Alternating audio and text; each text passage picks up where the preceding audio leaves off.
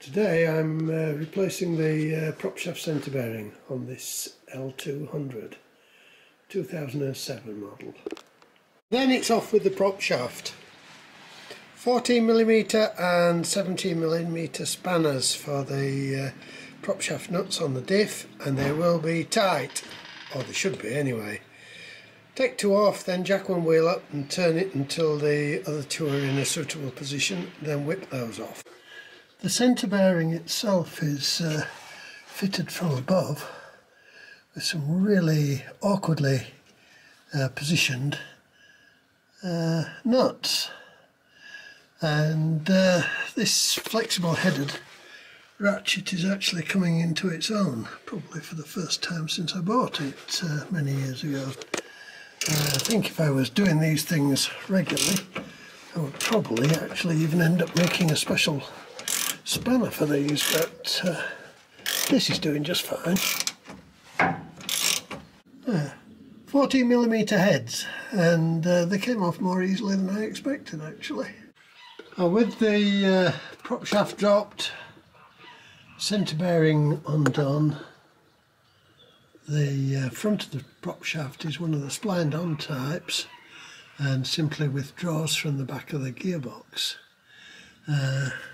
And normally, annoyingly, spills oil all over the place unless you've had the sense to drain it, which I haven't yet. So I've got a clean bucket here to catch anything that comes out. Now this vehicle's on the level. The other way to do it is to jack the back end right up. But I'm quite interested to see how much oil comes out.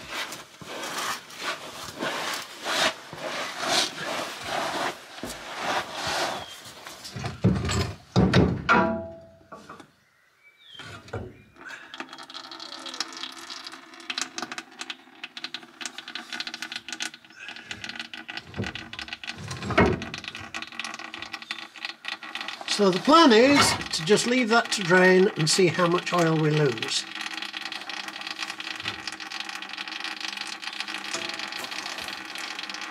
Of course, if you had a scrap L200,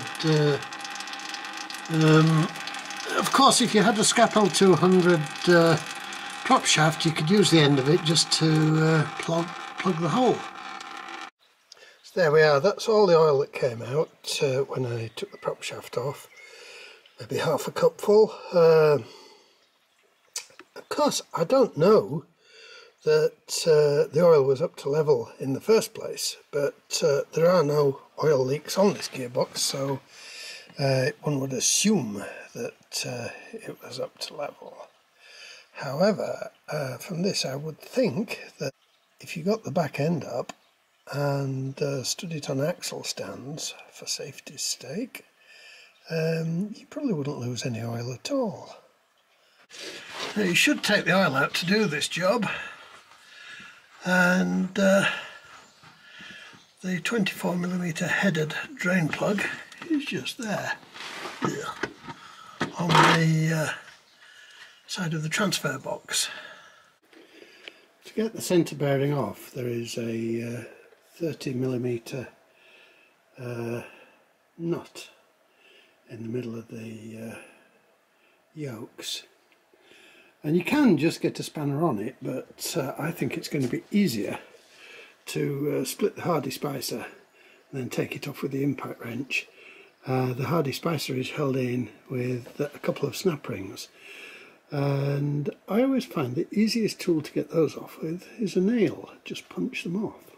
Now, before you disassemble the thing, put location marks on so that you orient the yoke correctly when you put it back on, in case there isn't a master spline. I didn't need to do it in this case because somebody's obviously done this job before.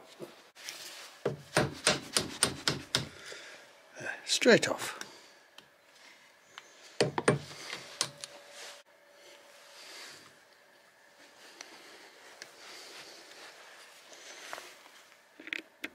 And they come off quite easily. A 4-inch nail, it's nice and soft on the ends, and they just pop straight out. And I don't even need a press to split the joint. Oh, I like copper hammers, but any old hammer will do.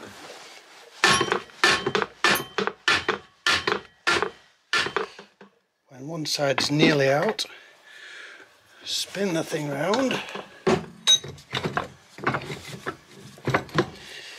and give the other side the same treatment. Always need to be careful not to lose any of the pins out of the bearings though.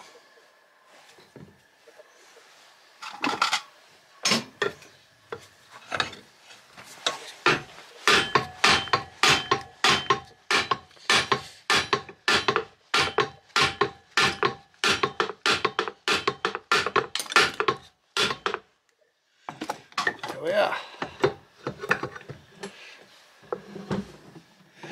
And now the nut is easily accessible.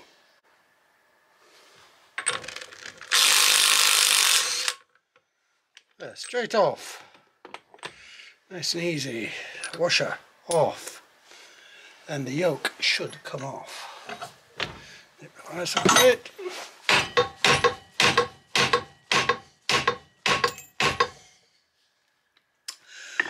That's a tight one.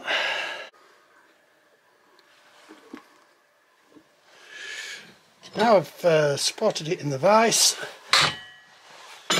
hit it with a copper hammer and it came straight off. So the yoke came off fairly easily.